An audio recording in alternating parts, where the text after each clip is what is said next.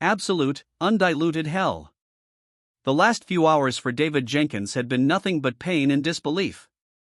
An anonymous email message stated that his beloved wife of 6 years, Lauren, had been seen entering a room at a cheap motel the previous Wednesday afternoon. And that she was now having lunch with the same man again. To say David was shocked would be a gross understatement. He and Lauren were deeply in love, having sex 3 to 5 times a week. And their lovemaking was usually intense and sincere. He was not yet 30. Still, he couldn't ignore the email or its implications. So, feeling more tense and nervous than he had ever been in his life, he drove home that day a changed man. Arriving home around 6 p.m., as usual, he saw Lauren's car already in the driveway. Still in her work clothes, she was standing at the sink, rinsing vegetables. When he entered the kitchen, greeted him hesitantly and set down his briefcase. "Hi honey, how was your day?" Lauren dried her hands on a towel before turning to kiss him.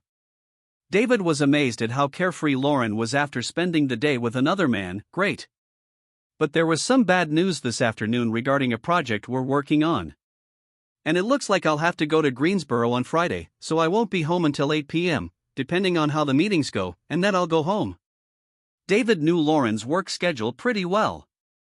And he knew that her schedule was most flexible on Wednesday and Friday afternoons. So his first thought on how to verify the allegations in this email was to make it even easier for Lauren on the upcoming Friday. The project crisis, the meeting, and the business trip were all lies. And instead, he agreed to take Friday off and do some preliminary work, as well as look after a motel for Lauren and her lover. "Well, at least you don't have to stay the night, and we can still spend the whole weekend together," Lauren suggested. "Since you really can't predict when you'll get home, could you call me when you leave Greensboro? I'll try to prepare as best I can for dinner." David thought for a moment. Yesterday, he wouldn't have noticed or even thought how considerate Lauren had been in trying to make dinner together possible, despite his unplanned business trip. Now he wondered if she had asked him to give her a 2-hour period to cover her legs and remove the traces of her lover. "Of course, I'll call you when I have a better idea of when I can leave Greensboro, and I'll also call you from the road when I have a better idea of what time I'll be home." Fine, because the point of Friday now was to make it easier for Lauren to cheat again if it really was her at the motel. And if this email was accurate, David wanted Lauren to feel comfortable knowing that he would have no way of catching her. "David, I'm going to make dinner and then take a quick shower. Could you keep an eye on this frying pan while I'm gone?" "Make sure the vegetables don't burn," Lauren asked, taking her purse and taking it upstairs. "Of course, honey, don't worry," David replied, meanwhile thinking to himself. "That's strange, I thought she usually left her purse downstairs." The shower itself also made him think. While it wasn't uncommon, she usually didn't shower immediately upon returning home, so as he checked his mail and stirred his vegetables, he nervously wondered if the accidental shower had anything to do with the news in the email he'd received earlier. Screw my life, David thought, one anonymous email, and I'm questioning everything about my marriage that I thought was absolutely wonderful until today. At dinner, David was clearly thoughtful. "Anything else wrong, honey? Besides the project you were talking about? You seem awfully quiet and almost on another planet," Lauren finally asked, having received a terse answer to a couple of questions she had asked. "No, sorry, I guess I'm just tired and also already thinking about what I need to do tomorrow to be ready to head to Greensboro on Friday." David knew he needed to act normal so as not to make Lauren think anything was unusual. David found it almost funny. What is considered normal now? My wife could be cheating on me, or I could be picked on by someone with a shitty sense of humor, or I could be the unintentional victim of a bad email address.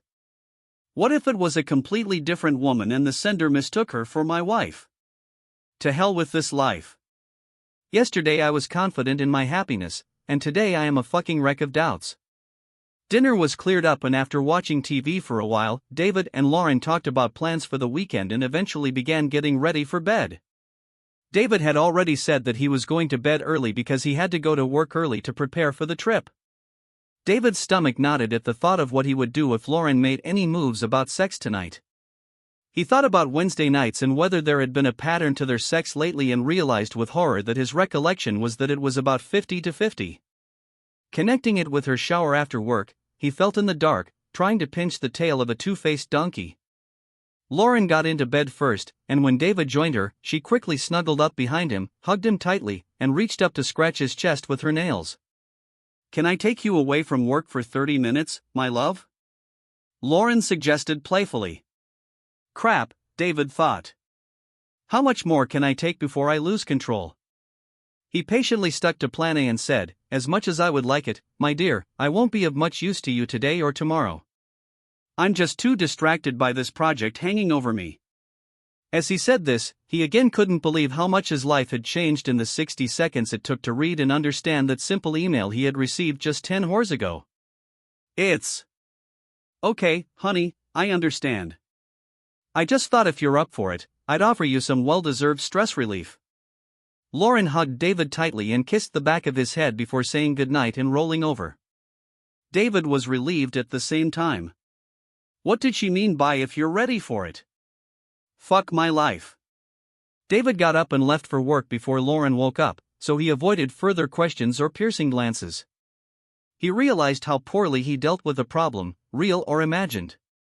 Last night reminded him of Poe's treacherous heart. And with that realization, he knew he had to avoid another night of close contact with Lauren.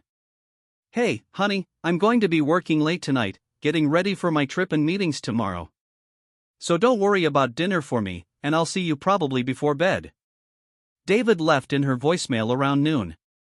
However, Thursday was spent without preparing for business meetings. David was a planner and organizer by nature and by profession. So even though he didn't have the hard facts of her infidelity, he wanted to organize everything. He called everyone until he found a lawyer who could meet with him the next day and searched the internet for recording devices. After deciding what he wanted to buy, he looked around town for some local stores that had similar devices and found a store he would stop by before heading home.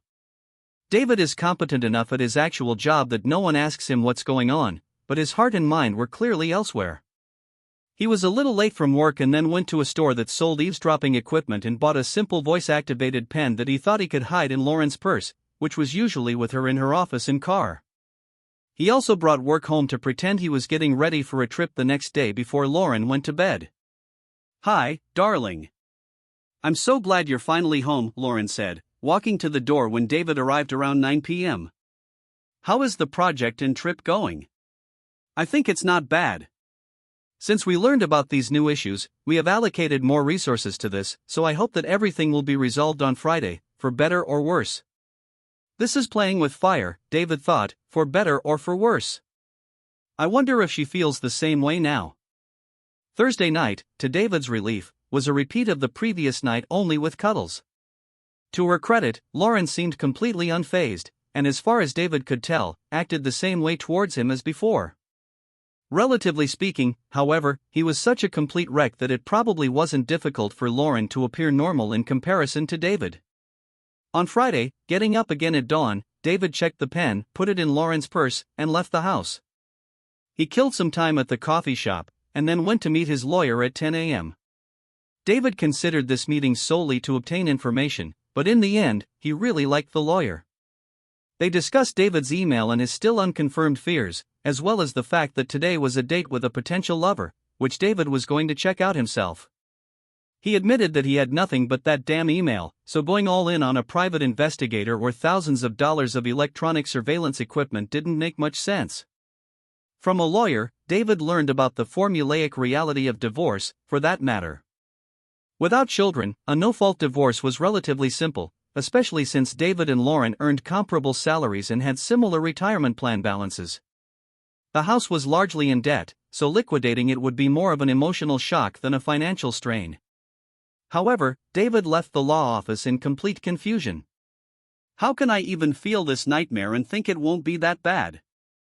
We were meant to be together forever until death do us part. David spent lunch at Starbucks, surfing the internet, and continuing to research what is called divorce. Websites are replete with information on how to spot a cheating spouse, how to avoid detection when cheating, how to hide income, and how to find it. The most instructive sites were those dedicated to why spouses cheat. Nothing.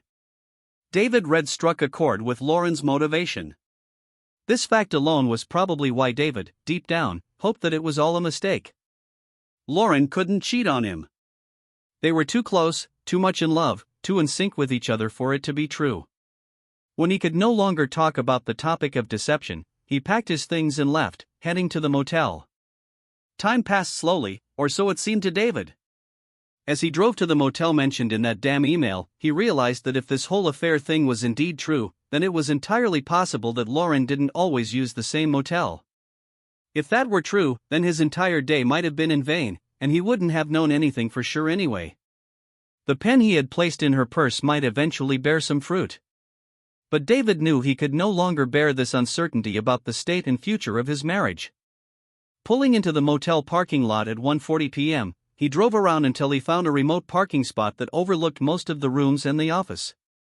Now he must just wait. There weren't many people coming and going at the motel, so when the man parked the late model Acura, visited the office, and then entered the room on the first floor, he seemed vaguely familiar to David. The name didn't come to mind, but David thought he had seen this man before. All of David's doubts ended, as did his hopes, about 5 minutes later when Lauren's Honda Accord parked next to the Acura. And she jumped up, purse in hand, walked to the door of the same room, and knocked quickly. A few seconds later, the man opened the door, and Lauren stepped inside with her usual ease and confidence. To hell with my life, it's all true, David thought, pounding the steering wheel with his fists. How could Lauren do this to us, and why? There was simply no rhyme or reason to it. David had never felt so blind in his life. The planner and organizer just pulled the rug out from under him. David's thoughts were racing left, right, up and down, like the new Fury roller coaster at Carowinds. And he suddenly realized that he was now sharing a crumbling share in a marriage in complete and dire crisis. Knowing that today was at least the second instance of Lauren cheating, and the fact that she was avoiding work to do it, made David feel like there was nothing more to be gained. Hanging around at the motel, he had no intention of confronting them by knocking on the door. This could get nasty, and he needed time and space to calm down and prepare for whatever his next steps were. His lack of faith up to this point had left him woefully unprepared emotionally for his next steps. Then he remembered the pen he had put in her purse and winced bitterly. Sound in real time, he thought with pain, it's just great. He had the presence of mind to take a few photos of the two cars parked side by side in front of their love nest. And he took a close-up of the man's car, which had a license plate, before slowly turning to the exit and returning to the road. He didn't have a destination in mind, but he just drove aimlessly for a while until he nearly ran a red light and was almost hit. This shocked him, so he stopped at a brewery and drank a beer, trying to collect his thoughts. At first, he thought he had just gone from idle suspicion to full awareness. But he realized how little he knew at the moment. And he had no idea who this guy was, how long it had been going on, and more importantly, why. As far as he knew, for over 7 years, he and Lauren had been exclusive, got engaged, and then got married. He had enough evidence to counter, but not enough to know if what Lauren would answer would be true. As much as it pained him to listen to the recording of this afternoon's date, he knew he had to wait to get the pen out of her purse before he said anything to Lauren. He also knew that he couldn't be around his crush Lauren if she was in the mood to have sex with him later, after his supposed business trip. He'd been pushing her away this week, citing the trip, so his ready excuse would have disappeared. And further refusal to have sex with Lauren would likely have heightened her awareness that something was wrong. So what to do? I need this pen, then I need to quickly confirm that there is something on it. And then I could leave the house and stay for a few days to figure out where I stand in all this crap David scribbled in his mind. With this general plan in mind, David had an insidious thought. She thought I would be arriving later than usual tonight. So that I can shake her and her lover up, I need to call with the news that I'm almost home. After finishing his beer and paying the bill, he drove the car back onto the road and dialed Lauren's cell phone number. He wrote a voice message. Hi honey, great news. The prep work paid off big time, and everyone did a great job getting everything back on track, so I'm about 30 minutes from Charlotte, and the traffic isn't too bad. I should be home around the usual time. I hope this scares the crap out of her, you fucking tramp, David said out loud to himself. He headed towards the house and upon arrival, he quickly packed a couple of bags and placed them in the trunk of his car. He then sat down and wrote a note to Lauren. Depending on how the night had gone, he wanted to be able to just escape without much confrontation. He didn't know what was on the tape, so he didn't want a full-scale confrontation just yet. Part of his reasoning was also to stun her as much as she stunned him. When David called Lauren, she and her lover Rob were in the final throes of having sex for the second time that day.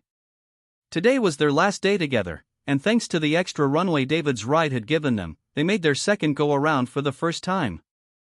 They had also seen it as a celebration or victory dance, but now it seemed like a potentially careless move. Listening to the voicemail message, she muttered, "Shit, I need to move, Rob." It was David, who said that he was already heading back and would be home around 6 p.m. as usual. "Well, at least you got the early warning phone call he promised you." Rob joked back as Lauren hugged him and said goodbye, then quickly ran to the bathroom to take a shower. Routine and habits took over. Rob got dressed and left the room while Lauren took a shower. He was heading to the gym for his standard post-coital and shower workout. On the way home, Lauren was more concerned about David's early return home and his joyful mood about the project taking a turn for the better. "I thought he'd be home late and probably burned out from meetings and travel, but he'd probably want to make love tonight after missing most of the week," she thought as she turned into their neighborhood. Still a little nervous, she turned the corner, approached her house, and saw David's car already in the driveway. "Holy crap, he did well in Friday traffic," she muttered out loud, parking his Accord next to his new civilian. Lauren thought he might want to pounce on her as soon as she entered. She thought that maybe a preemptive offer of a nice holiday dinner might be a good idea. David was on pins and needles when he heard Lauren's car in the driveway. This would be the first time he had seen her since he knew for sure that she was a cheating cheater. Bags packed and in the car, a note prepared. All he needed was a pen to write. He sat in the living room so he could catch Lauren as soon as she arrived. "Hi, darling," Lauren exclaimed as she walked in and saw David getting up from his chair. "Looks like everything went well. Why don't we go out to eat and celebrate?" she asked him as they hugged and kissed each other. "That sounds great since I got home early. Why don't you go upstairs and change while I book a table somewhere?" David suggested. Lauren readily agreed and tossed her workbag and purse onto the table before walking up the stairs to the master bedroom. David waited until he heard the shower start, then went to her purse and pulled out a pen. He pressed rewind and then played. Heard the lovers begin to talk and quickly turned off the knob. "Well, that settles it all. It's time to get out of here." And David took out his note for Lauren and left it on the table next to her bags. Pausing in the doorway, David looked back at their house, sadly realizing that nothing would ever be the same between him and her. Lauren hurried to the shower. She suggested that he might be hungry after the trip and might also want to have sex later. Not seeing him in the living room, she headed to the kitchen and saw a note lying on the table. Taking it and starting to read, she gasped, "No, God, no, this can't be true. Lauren, I know about your lover and your affair. I couldn't believe it was true. But your afternoon date at the motel put all doubts to rest. You crushed my soul and I am so sad and angry that I cannot be near you. I'll be gone for a night or two while I try to collect my thoughts. And then I'll call you to set up a time to talk. Don't try to contact me or find me. Trust me when I say, I shouldn't see you until I'm ready, David." David left the house and went to the hotel. Once settled in his room, he ate dinner downstairs, ordered a double scotch on the rocks, and then reluctantly returned to the room to listen to the recording of Lauren's afternoon betrayal of their marriage vows. Sitting in a chair by the desk, he turned on the recorder and heard the following sound as soon as Lauren entered the room. "Lauren, hi Rob, I can't believe we're already done with this, both in terms of meetings and in terms of time. I didn't think that we would so easily hold at least 5 meetings and even within 30 days. Rob, hi Lauren, yes, I thought it would take longer. We spent much more time planning and preparing than executing. I guess this is the result of good planning, yes? I believe. I have to say, I'm glad it's over. The stress of hiding our affair is getting to me, and I understand why long-term affairs usually lead to disastrous outcomes. Yes, it's the same here. I know my wife has no idea, but I can see how this could easily stop over time. You said David wouldn't be in town until late tonight, right? I was thinking that we could have a drink. Today to celebrate our success and finish with a bang, so to speak. Haha, that was pretty lame, Rob. I'm kind of in favor, but the rules are the rules. So we don't do anything new that wasn't on the list. Lauren and Rob undressed, and David heard kissing and soft moans coming from Lauren. David heard the bed creak. David listened to all 90 minutes of illicit sex between Lauren and Rob. Two things struck him. First, the sex seemed normal, even ordinary. And David couldn't imagine why Lauren would risk her marriage for the same thing. Rob used condoms during intercourse, and nothing they did was outlandishly erotic. And secondly, none of them humiliated or defamed their spouses. David knew the affair was real. They had dated 5 times, but he still had no idea about the why behind it. Friday night was mostly sleepless for both David and Lauren. Eventually, David gave up and realized there was nothing more to gain from the recording. Deciding to take advantage of the weekend and freedom from work, he wrote to Lauren. "I'll come to your house at 11 a.m. to talk, if that's okay with you." Lauren grabbed her phone as she heard an incoming message ping. "Yes, please come home. I'm so sorry I hurt you." David didn't pay attention to Lauren's answer. Arriving shortly before 11 a.m., David trudged to the front door and rang the doorbell. Lauren opened the door. "David, you don't have to call your own house."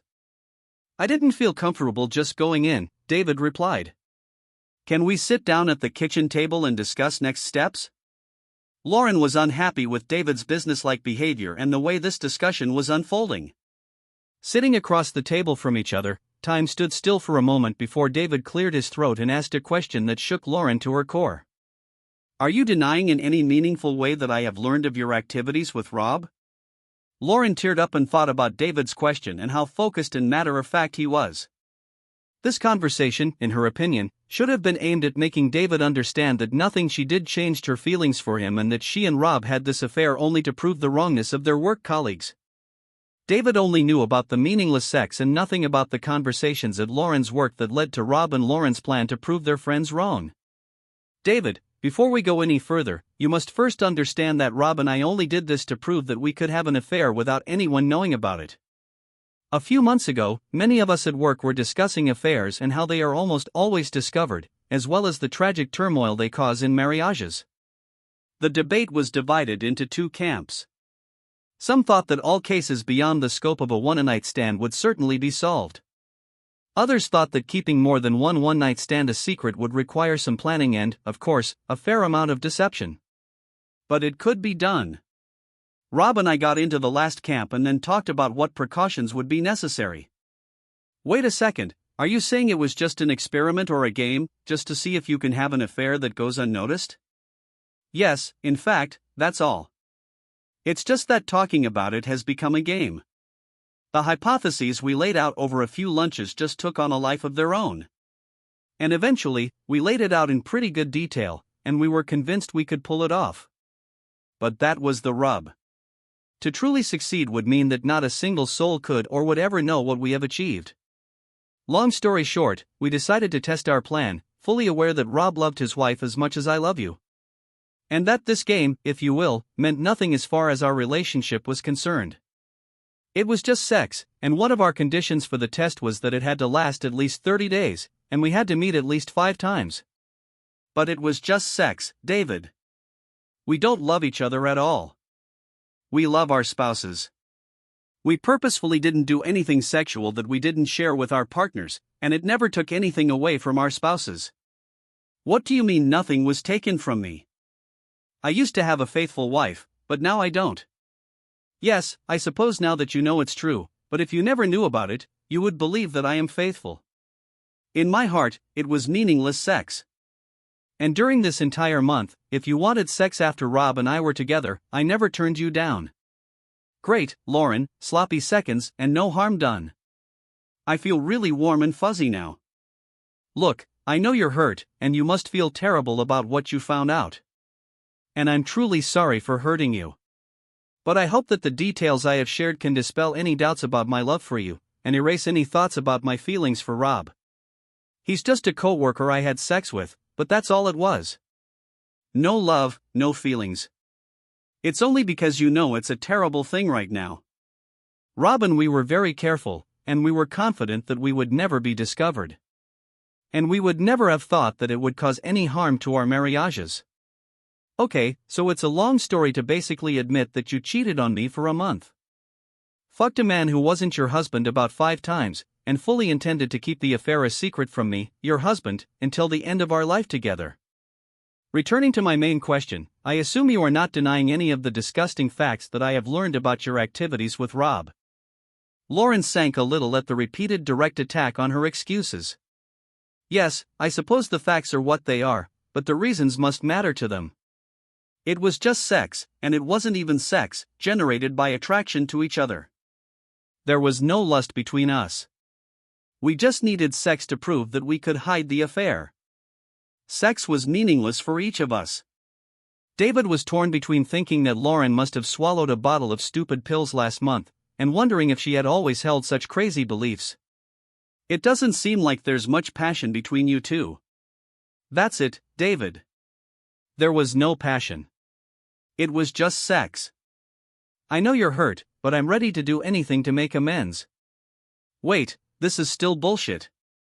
This whole, it was just sex, excuse is nonsense, and you should know it very well. We talked about being faithful when we decided to be exceptional. We discussed this at length when we talked about marriage. We dated exclusively for almost a year, and we spoke again before I proposed. We specifically promised fidelity to each other during premarital counseling and in our damn wedding vows. I don't recall a single mention of the "it was just sex" excuse. Lauren saw that there was no point in arguing with their story. David, you're right. We did discuss fidelity at length. The point I'm trying to make is that we are on the same page where it matters, meaning our love for each other. I've only loved you for the last 7+ years, and never for 1 second had the slightest feelings for Rob. If playing Yahtzee with Rob 5 times in a month could make a difference, we would. It was just sex, but sex was necessary to carry out the secret affair. It was more like it was all the stupid pills' fault, and then David jumped on what Lauren had just said. So why didn't you just play Yahtzee? Or should you have just played backgammon? Or just do some other damn thing other than just sex? You made it clear that you didn't have to have sex with Rob, and you also said that no other soul would ever know about this affair, so you could do something else in that hotel room that would look and smell like an affair. Mission accomplished, right? To prove that you were capable of having an affair, you didn't actually have to have sex. You still had to hide your activities from your spouses, so there was some blame involved. You were leaving work early anyway, so you would still have to hide it. It didn't really matter with or without sex. Lauren's head lolled to the side as she considered David's challenge, and she felt herself sinking quickly and deeply. Lauren couldn't think of any other excuse to overcome his assumption. Since no one will ever know, it didn't really matter whether Rob and Lauren had sex or not. To win their little unannounced bet, they just had to play out the affair with all the necessary secrets and meetings in hotels. So why did she actually have sex? I don't know, David. I never thought about this aspect of secrecy. We planned a secret affair to see if we could do it. Then we decided to test our plan. We were just expected to go all the way to the end. Lauren, all day today, you've been using the word just to minimize what you've done, the same way you say just a second or just a little, when in fact what you've done is seriously damaging. Damage, and it's the worst thing either of us could do to our marriage. The fact that you don't see it yourself is probably worse than the fact that you fuck another man 5 times in a month. Hell, you almost feel like you've only fucked him 5 times, so it's no big deal. Well, this is very important to me, and at the moment we haven't gotten anywhere, so I'm leaving for now. David left, returning to the hotel. On Monday, he cancelled work and began to think through Lauren's arguments. He couldn't believe that she thought so little of her loyalty that she would cast it aside to win a phantom bet against work colleagues who knew nothing. It's all a game to her. I've had enough, David thought to himself. I could sit here and agonize and try to find some explanation for her actions, but there is none. It wasn't just sex, it was a betrayal of her commitment to him.